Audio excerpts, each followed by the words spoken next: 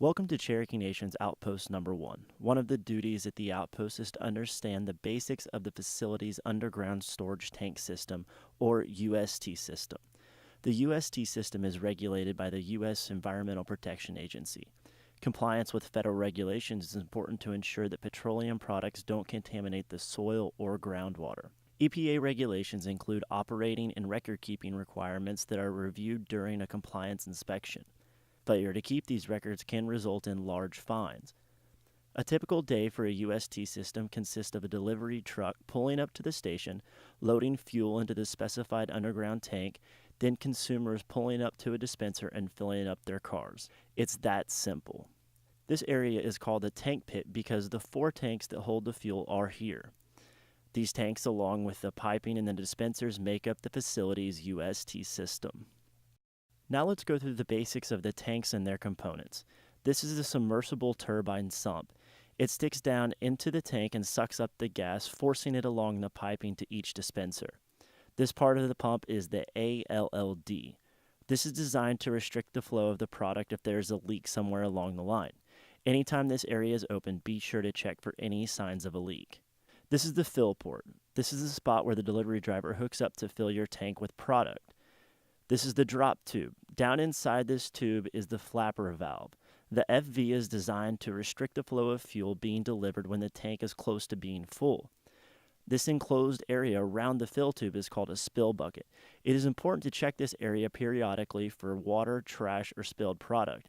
It should be dry and clean. It is also important to check the spill bucket for cracks or holes.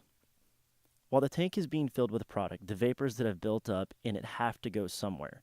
Each tank has a vent pipe that runs from one end to this spot here. Vapors that leave the tank are bled off here.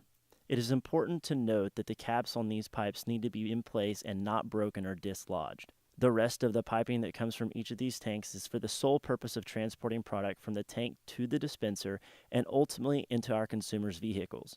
Next is the dispenser, which can be another hotspot for a leak. This area is the dispenser sump area.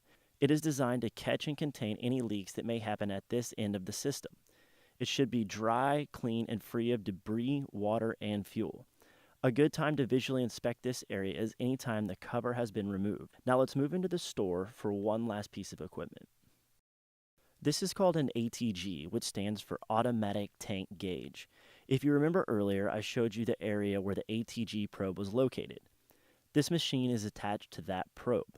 The ATG monitors fuel inventory, temperature of fuel inside the tank, relays fuel delivery data, and tells you the level of water in each tank.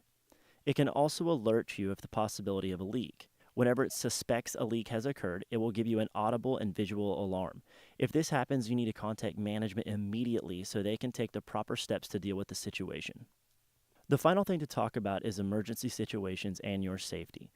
In any emergency situation, it is vital to put your safety first. Do not deal with emergency situations you are not trained or equipped to handle. We will deal with the emergency response in your UST system in more detail in another video.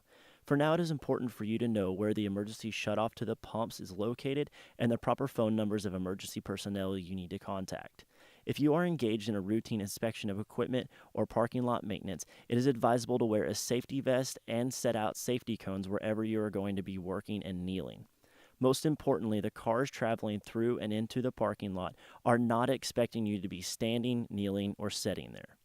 Thank you for watching this video and have a fun and safe work day.